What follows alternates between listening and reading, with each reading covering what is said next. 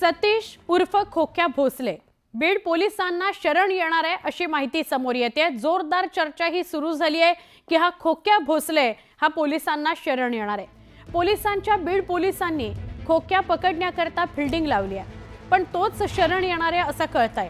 भाजपचे आमदार सुरेश धसांचा कार्यकर्ता सतीश उर्फ खोक्या भोसलेवर बीडच्या शिरूर पोलीस ठाण्यात 2 गंभीर स्वरूपाचे गुन्हे दाखल आहेत। तो 4 दिवसांपासून फरार आहे। त्याच्या शोधाकरता शिरूरसह स्थानिक गुन्हे शाखेची पथकं प्रयत्न करतायत। मात्र हा खोक्या देखील सरेंडर होणार असल्याची माहिती पोलीस सूत्रांनी दिली आहे।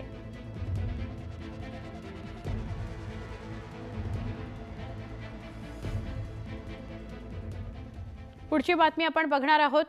सतीश भोसले उर्फ खोक्याची गाडी पोलिसांनी जप्त केली आहे, पण सतीश भोसले पोलिसांना अजून सापडू शकलेला नाहीये।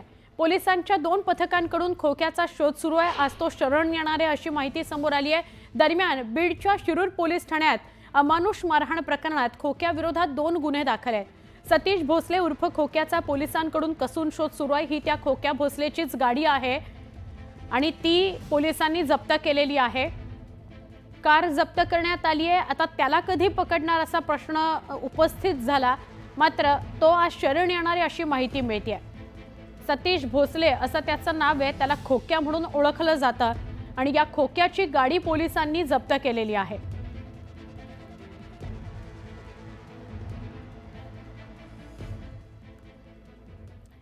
दरम्यान या सगळ्या ज्या घटना आहेत त्या आपण बीडमधूनच ऐकतो आहोत। गेले 3-4 महिने आपण सतत बीडची चर्चा करतोय।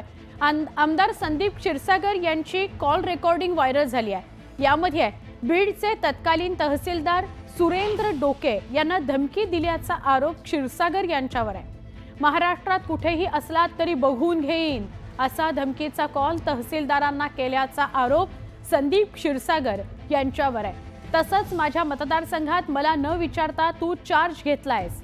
न्यूज 18 लोकमतच्या या न्यूज 18 लोकमतकडे ही ऑडिओ क्लिप आलेली आहे। ही ऑडिओ क्लिप खरी का खोटी याची पुष्टी काही न्यूज 18 लोकमत करत नाही, पण संदीप क्षीरसागर यांच्यावर या ऑडिओ क्लिपच्या माध्यमातून आरोप होतोय की त्यांनी तत्कालीन तहसीलदारांना धमकी दिली।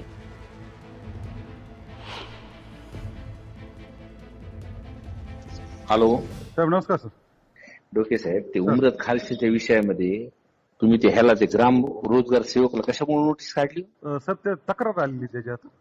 कशाची तक्रार? त्याची सही बी काही नाही। हो, मग त्याच्यात सुनावणी घेतोय, त्याच्यात सुनावणी घेतोय आणि हे करतो पुढची प्रोसेस लिखित साहेब त्याच्यात। डोके, एक तर तुम्ही ना माझ्या मतदारसंघाचा चार्ज मला न विचारता घेतलाय बरं। नाही साहेब, त्यात तक्रार आली तुम्हाला नाही चौकशी करावं लागलं। नाही तुम्ही एक तर चार्ज मला न विचारता घेतलाय बरं का।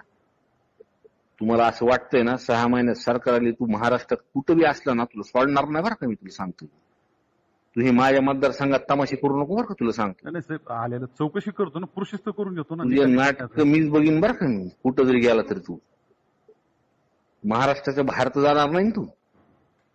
हा,